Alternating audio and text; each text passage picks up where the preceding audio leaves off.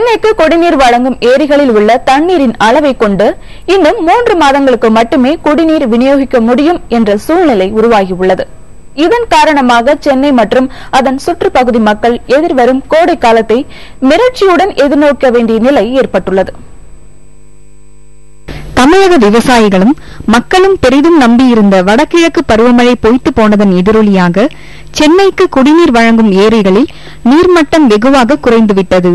தற்போதைய சூழலில் பூண்டி, செம்பரம்பாக்கம், சோழவரம், புழல் ஆகிய ஏரிகளில் உள்ள ஒட்டுமொத்த தண்ணீரை கொண்டு சென்னை மற்றும் சுற்றுப்பகுதிகளுக்கு 3 மாதங்களுக்கு மட்டுமே குடிநீர் விநியோகிக்க முடியும் என நீர்வளத்துறை அதிகாரிகள் தெரிவிக்கின்றனர்.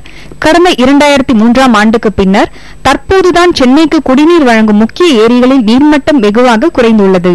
தொடர்ந்து இதே நிலை நீடித்தால் ஆந்திராவின் கண்டலேறு அணையில் இருந்து கிடைக்கும் கிருஷ்ணா நதிநீரை வைத்துதான் கோடை காலத்தை சமாளிக்க முடியும் என்றும் அதிகாரிகள் தெரிவித்தனர். சென்னையின் மிக முக்கிய குடிநீர் ஆதாரங்களான புழல் ஏரியில் 2087 மில்லியன் கன அடி தண்ணீரும், பூண்டி ஏரியில் 1471 மில்லியன் கன அடி தண்ணீரும் இருப்பில் உள்ளன. இதேபோல் சோழவரம் ஏரியில் 463 மில்லியன் கன அடி நீரும், செம்பரம்பாக்கம் ஏரியில் 1290 மில்லியன் கன அடி நீரும் இருப்பதாக பொதுப்பணித்துறை தெரிவித்துள்ளது.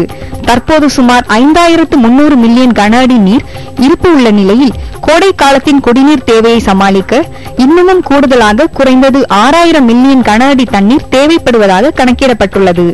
நீர்பிடிப்பு பகுதிகளில் குறைந்த அளவு மழை பெய்தது, நிலத்தடி நீர் சுரண்டப்படுவது, கட்டடங்களில் மழைநீர் சேகரிப்பு திட்டம் சரியாக அமல்படுத்தாதது போன்ற காரணங்களால் அணைகளின் நீர்மட்டம் குறைவாக இருப்பதாகவும் பொதுப்பணித்துறை அதிகாரிகள் தெரிவித்தனர்.